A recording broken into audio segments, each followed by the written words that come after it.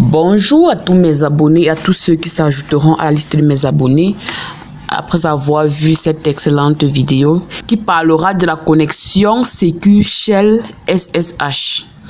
C'est quoi la connexion distante SSH? La connexion distante SSH Sécu Shell est un protocole de réseau sécurisé qui permet de se connecter à une machine à distance de manière sécurisée. Elle utilise un cryptage fort pour protéger les données transférées entre la machine locale et la machine distante. La connexion SSH est souvent utilisée pour administrer des serveurs à distance ou pour accéder à des ressources qui ne sont pas disponibles localement. Elle permet également d'exécuter des commandes sur la machine distante à partir de la machine locale en utilisant un terminal de l'ordinateur. Pourquoi devons-nous utiliser la connexion distante SSH? Il y a plusieurs raisons pour lesquelles on doit se connecter à distance via SSH. Voici quelques exemples. L'administration de serveurs. Les administrateurs système se connectent souvent à distance via SSH pour administrer des serveurs distants, effectuer des mises à jour, installer des logiciels, etc. Accès aux ressources distantes. Les utilisateurs peuvent se connecter à des ressources distantes via SSH, par exemple pour accéder à des fichiers stockés sur un serveur distant. La sécurité. La connexion SSH offre un niveau de sécurité élevé car les données transférées entre la machine locale et la machine distante sont cryptées. L'économie en temps. La connexion SSH permet de se connecter à distance rapidement et efficacement sans avoir à se déplacer physiquement à l'emplacement de la machine distante. En résumé, se connecter à distance via SSH est pratique, sécurisé et permet d'économiser du temps et des ressources. Nous allons donc passer rapidement à notre émulateur, à notre virtualiseur afin de débuter cette vidéo et vous montrer brièvement comment les choses vont se passer. Comme vous voyez à l'écran, nous sommes là sur VirtualBox. Nous avons là installé 4 machines virtuelles. Nous allons utiliser 2 entre elles. Nous pouvons déjà les choisir. Nous allons prendre cette Debian, la démarrer. Et prendre aussi cette Debian 2, la démarrer. Dès lors que les machines seront prêtes à être utilisées, nous allons commencer avec l'adressage réseau. Car il est à noter que pour faire un accès distant SSH, nous devons au préalable préconfigurer l'interface réseau de nos machines virtuelles afin que l'accessibilité puisse marcher. Nous patientons donc quelques instants, le temps pour que ces machines puissent démarrer convenablement. Nous avons pris une Debian et une Debian 2.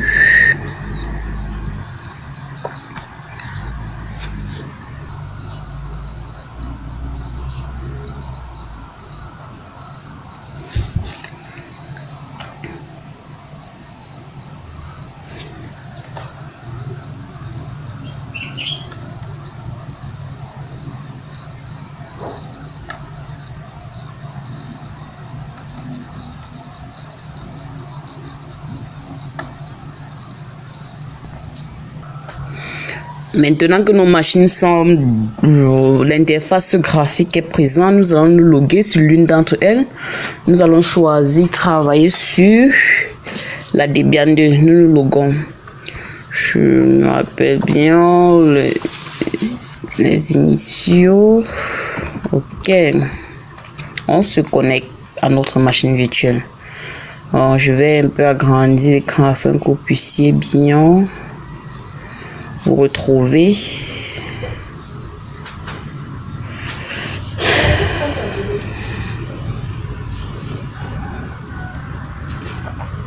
Ok, nous nous connectons à notre émulateur de terminal comme ceci. Clic droit, application, émulateur de terminal.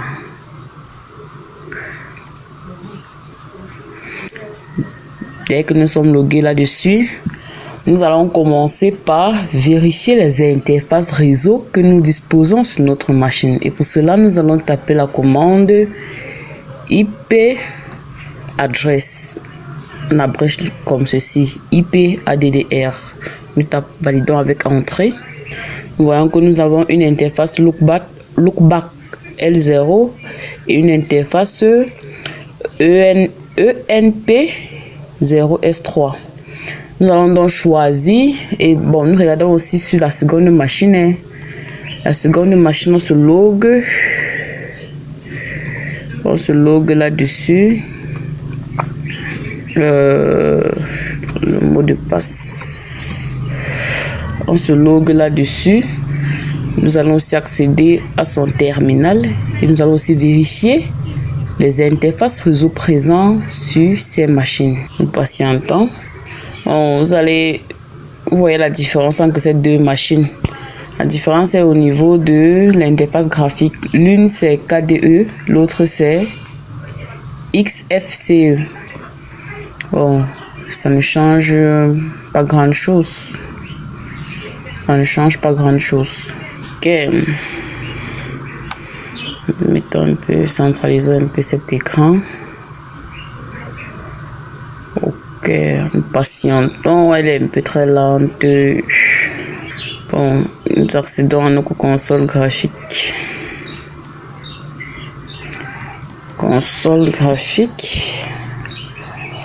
Notre émulateur de terminal. Nous accédons pour vérifier les interfaces réseau et nous comparons à l'autre machine. Ok, elle est un peu très... Nous allons agrandir son écran. Bon, nous faisons la même chose. Nous tapons la commande IP adresse, IP ADDR. Nous validons. Nous voyons aussi que nous avons deux interfaces comme celle-ci. Nous avons une interface lookback et une interface ENP0S3. Dans ce cas, nous allons utiliser les deuxièmes interfaces la réseau. L'interface ENP0S3 sera utilisée sur la machine Debian en majuscule et l'interface ENP0S3 sera aussi utilisée sur la machine Debian 2. Nous allons nous lancer dans la configuration du réseau. Pour cela, nous allons accéder au fichier de configuration etc Network Interface. Et nous allons configurer l'interface réseau statique. Pour cela, nous allons au préalable installer notre éditeur de fichiers Vim. Pour cela, nous allons nous rendre en super utilisateur, sudo et installer apt install Vim. Nous installons Vim. Sudo apt install, nous marquons notre mot de passe. Nous patientons l'installation, on demande de valider, on tape sur entrée. Nous patientons quelques secondes. Nous agrandissons cette machine afin que vous puissiez bien voir.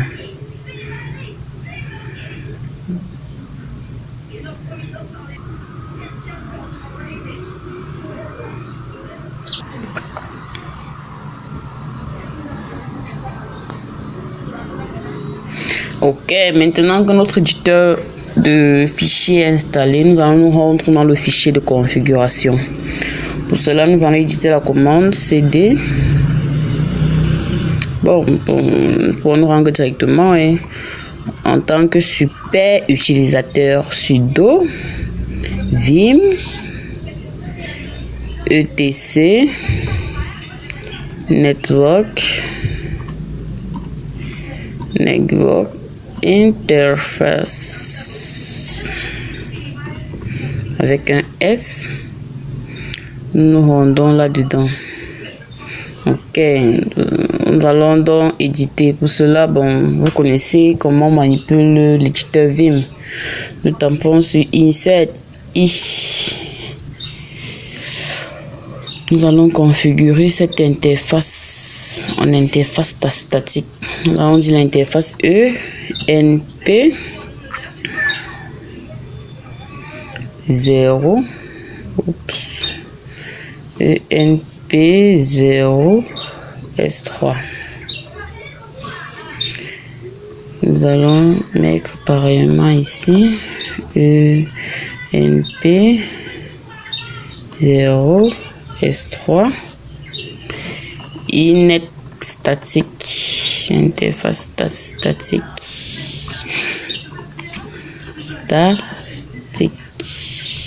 Inet statique.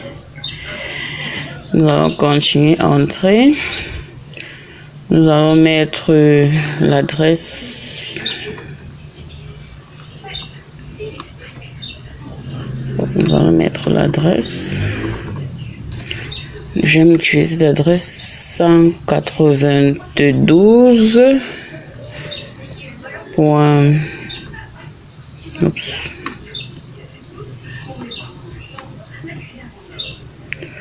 Point 168 point 1 point 101. Ok, nous allons mettre le net masque.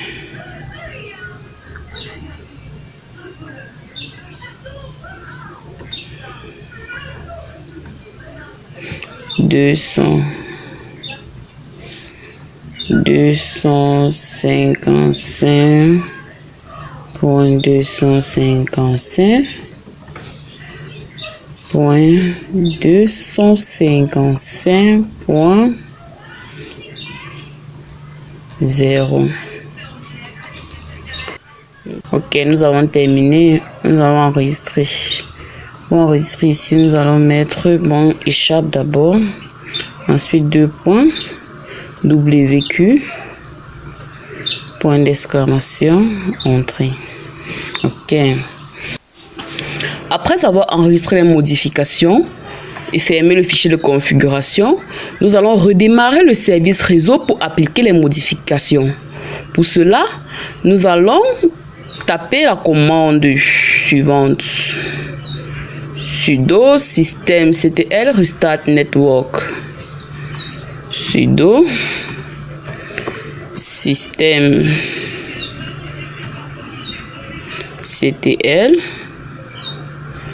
restart networking.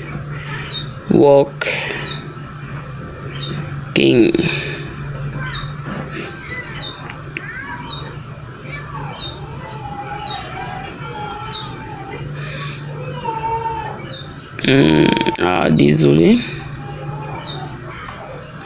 Système n'a pas E. Ok, nous tapons entrée. Maintenant, nous pouvons encore revoir dans notre interface réseau si tout a été mis à jour. ADDR. Ok, nous voyons que notre adressage réseau est effectivement mis en place. 192.168.1.101. Nous nous rendons sur notre seconde machine. Vous verrez que, là-bas, j'ai déjà eu à faire l'adressage réseau. Vous verrez que nous avons la même adresse. Vous voyez ça, nous avons 192.168.1.100. Ok. Nos deux machines pourront maintenant être en réseau.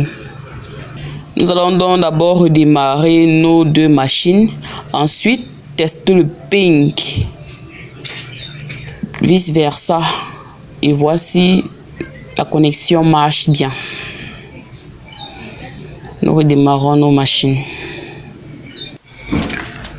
Après avoir éteint nos deux machines, pour pouvoir vérifier que les deux machines sont accessibles via le réseau que nous avons configuré, nous devons faire ceci. Nous prenons la première machine bien en majuscule, nous allons dans configuration. Ensuite, nous allons dans le réseau. Nous allons changer les interfaces réseau. Ici, le mode accès réseau est en NAT. Nous allons mettre réseau interne et valider. Nous faisons la même chose sur la Debian 2. Configuration, réseau. Au niveau du mode d'accès réseau, nous mettons réseau interne. Ok. Nous démarrons maintenant nos machines. Nous démarrons ces machines, chacune d'entre elles.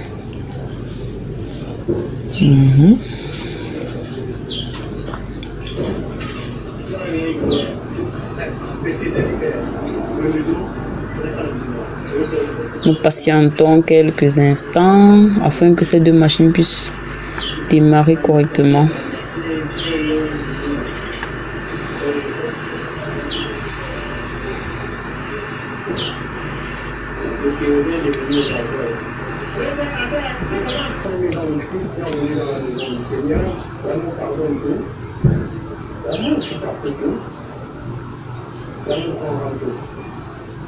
La réconciliation, l'amour du prochain jour, que jamais oublier. Parce que Ok, maintenant que nos deux machines sont démarrées, nous allons accéder à chacune d'entre elles. Mettons le mot de passe. On se connecte. Et faisons pareillement sur celle-ci. Mot de passe. Nous allons aller sur le terminal. Clic droit, application, émulateur du terminal. Nous faisons pareil sur la seconde machine, nous accédons à la console. Ok, nous allons revoir quelle est l'adresse IP de chacune des machines et faire le ping pour pouvoir voir si la machine distante est accessible via le réseau que nous avons configuré. Pour cela, nous allons taper IP ADDR, IP adresse. L'adresse de cette machine c'est 192.168.1.101 et pour celle-ci là c'est IP ADDR, c'est 192.168.1.100. Ok, nous lançons le ping sur cette machine pour voir si celle-ci est accessible. Nous faisons ping vers 192.168.1.101 qui est l'adresse IP de la machine distante, comme vous le voyez bien. Nous allons lancer le ping. Voilà, cette machine est accessible. Nous faisons pareil sur cette autre. On fait ping vers 192.168.1.100. Nous lançons le ping. Voilà, les deux machines sont accessibles et vice versa, comme vous le voyez bien à l'écran. Maintenant, nous allons passer à notre sujet phare qui est l'accès distant SSH. Nous allons voir comment nous connecter à distance vice versa sur ces deux machines via SSH. Pour cela, nous allons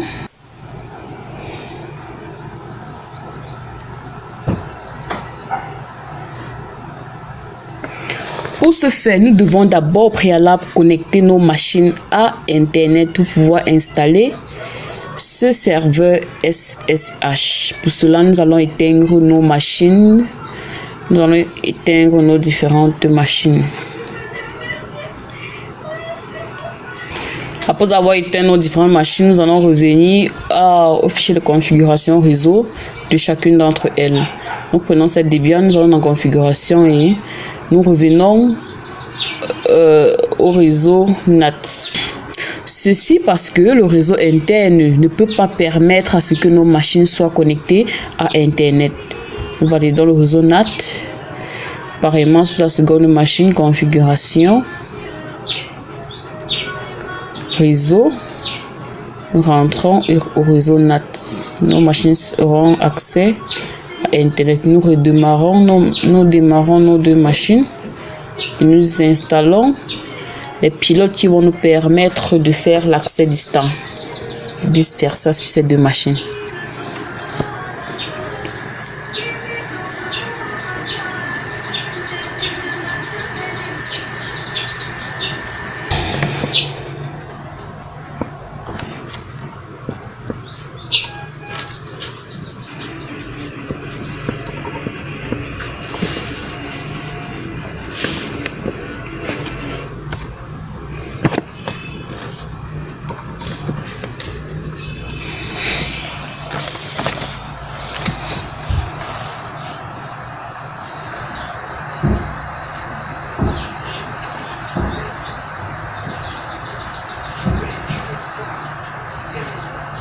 Nous allons donc procéder à l'installation du serveur SSH sur la machine destination. Bon, comme nous allons faire l'accès SSH vice versa, nous allons nous passer sur l'une des machines, faire l'accès distant, et nous passer sur l'autre, faire l'accès distant et voir si ça marche vice versa. Ok, nous allons installer ce serveur SSH. Pour cela, nous allons éditer la commande sudo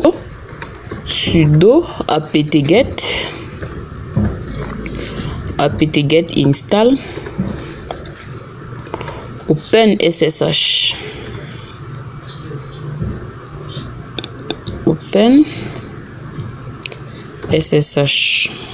server. Ok, dans le mot de passe.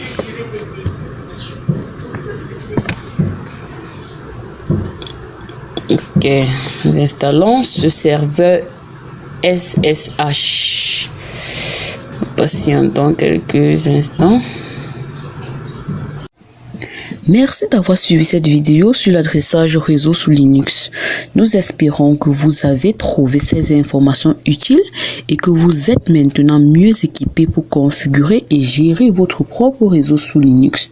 Si vous avez des questions ou des commentaires, n'hésitez pas à les laisser ci-dessous. Vous auriez également en description mon numéro de téléphone, mon numéro WhatsApp, le lien d'accès à mon site web et toute autre information qui vous serait utile afin de me joindre. Et n'oubliez pas surtout de vous abonner massivement et d'activer la cloche de notification afin de ne pas manquer la suite de ce programme. Et la suite portera sur la fin de l'accès distant SSH. Nous terminerons donc cette vidéo la semaine prochaine. À bientôt, mes followers.